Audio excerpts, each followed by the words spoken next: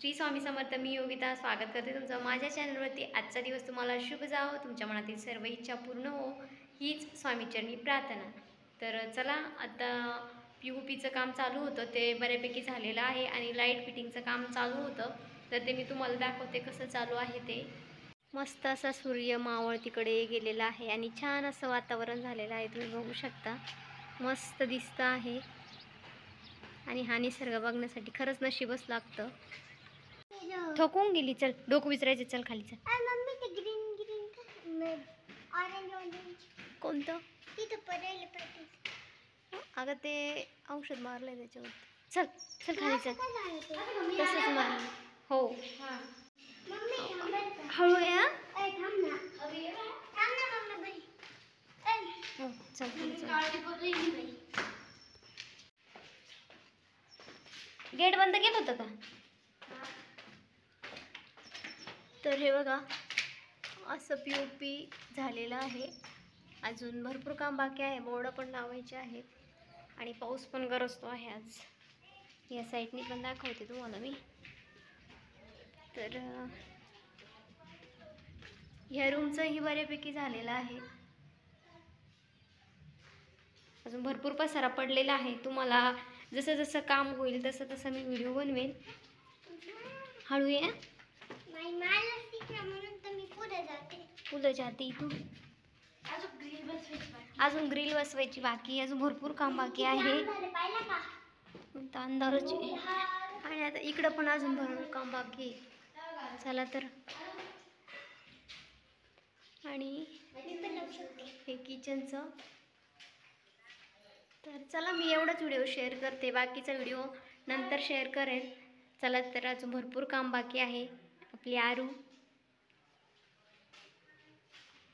चल उतर खाली. बाथरूम पण दाखवायचं आहे. हां, अजून बाथरूमचं पण POP राहिलेलं आहे. आता इथं अंधार आहे. तर आज मी तुमच्याशी खुरसणीची चटणी कशी बनवतात त्याची रेसिपी शेअर करणार आहे. तर इथं मी लसूण घेतलेला आहे, खुरसणी घेतलेली आहे आणि मिरच्या घेतलेल्या आहे. या मिरच्या फिक्क्याच आहे, कारण चटणीसाठी तिखट मिरच्या असल्या तर चटणी खूपच तिखट लागते. तर इथं बघू शकता. आणि इथं खुरसणी मी भाजून घेतलेली नाही. जर खुरसणी भाजून घेतली तर ती जी चटणी आहे ती कडसर लागते. आणि मिरच्याही जास्त भाजून घेतल्या आणि नॉर्मल अशा गरम करून घेतलेल्या आहे. तर इथं बघू शकता, आता आपण खुरसणी घेतलेली आहे. आधी खुरसणी आणि लसूण मिरची दळून घेणार आहोत आणि त्याच्यानंतर आपण मीठ ॲड करणार आहोत. तर आता इथं बघू शकता, आपण जी खुरसणी आहे ती मिक्सरच्या भांड्यामध्ये टाकत आहे आणि त्यानंतर आपल्याला मिरच्या आणि लसूणही त्यामध्येच ॲड करायचं आहे. आणि ही चटणी खूपच छान लागते, पण जर तुम्ही जास्तच तिला भाजून घेतलं तर ती चटणी कडसर लागते. तर अशा प्रकारे तुम्ही ट्राय करून बघा. खूपच छान अशी जी खुरसणीची चटणी आहे ती होते. तर आता मी पूर्ण मिरच्या यामध्ये टाकून घेतलेल्या आहे, लसूणही टाकून घेतलेला आहे आणि आता याला मिक्सरमधून वाटण काढून घेतल्यानंतर अशा प्रकारे आपली जी चटणी आहे ती होते. आणि त्याच्यानंतर आता आपल्याला यामध्ये मीठ ॲड करायचं आहे. बघू शकता तुम्ही, चवीनुसार मीठ ॲड केल्यानंतर खूप छान अशी चविष्ट आपली चटणी तयार होणार आहेत. आता इथं आपल्याला ही जी चटणी आहे ती गरम करून घ्यायची आहे. तुम्ही तव्यावरतीही करू शकता किंवा कढईमध्येही करू शकता. तर आता ही पूर्णपणे मी ही जी मीठ आहे ते ज्या चटणी आहे आपली खुरसणीची त्यामध्ये मिक्स करून घेत आहे. आणि इथं आता मी कढई घेतलेली आहे, कढईमध्ये तेल टाकलेलं आहे. तुमच्या मतानुसार तुम्ही 1, 1.5, 2 उबळी टाकू शकतात. तर इथं मी तेल घेतल्यानंतर थोडंसं गरम होऊन द्यायचं आहे तेल आणि आपली चटणी त्यामध्ये परतून घ्यायची आहे. बघू शकता, आता मी माझ्या अंदाजानुसार तेल घेतलेलं आहे. तुम्हाला जसं प्रमाण पाहिजे असं त्यानुसार तुम्ही घेऊ शकता. आता आपलं तेलही बऱ्यापैकी तापलेलं आहे. तर आपली जी चटणी आहे ती यामध्ये ॲड करूया आणि मस्त अशी लालसर भाजून घेऊयात. आणि खूप छान अशी चविष्ट आपली चटणी तयार झालेली आहे. बघू शकता तुम्ही.